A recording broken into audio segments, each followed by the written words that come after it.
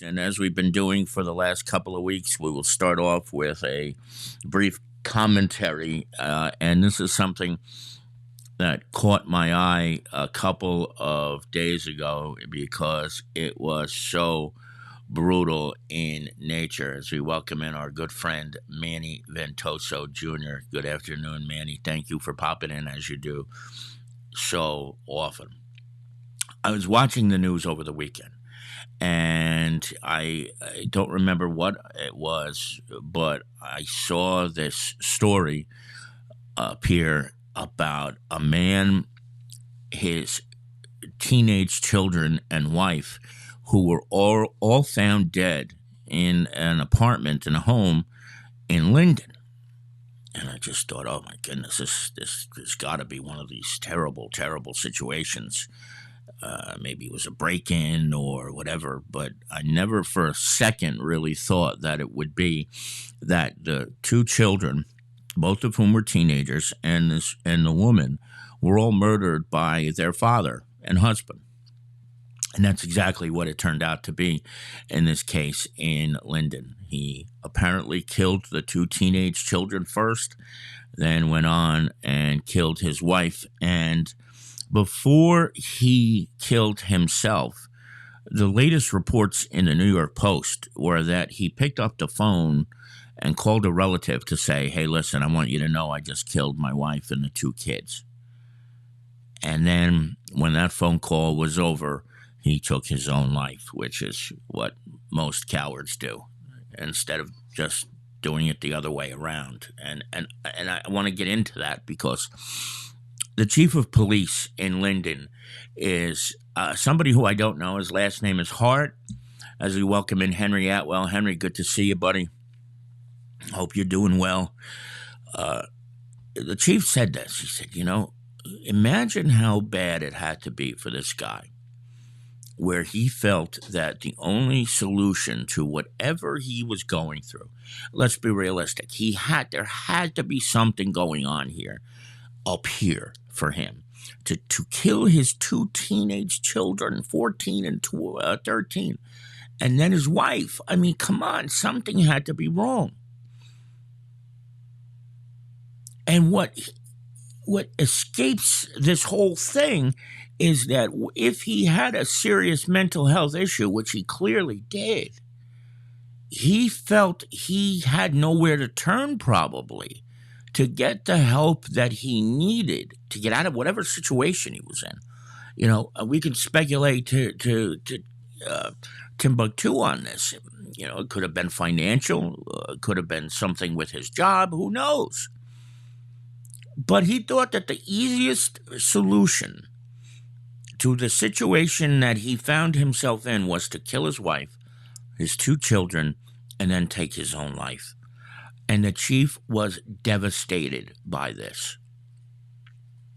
And he was devastated by this because he said, it's 2023, and there are ways to get out of terrible mental health crises. We became a stigma-free zone in Kearney a couple of years ago. And before that, Lyndhurst, North Arlington, and a whole bunch of the surrounding towns became stigma-free zones. And yet, still, to this day, there are so many people in this world who don't realize or refuse to realize that if you have a mental health crisis, if you are depressed, if you are struggling with substance abuse, suicide is never the proper answer. And there are so many resources out there. There is actually a suicide hotline now, 988, just the way 911 is to get into an emergency.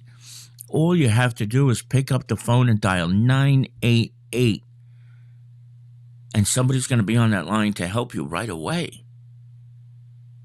And there's nothing wrong with stopping and admitting, hey, I got a problem. I got to get this fixed. I need to do better. I need to feel better. I need to feel more in tune with the world. But this guy didn't do that. He took the life of his two children.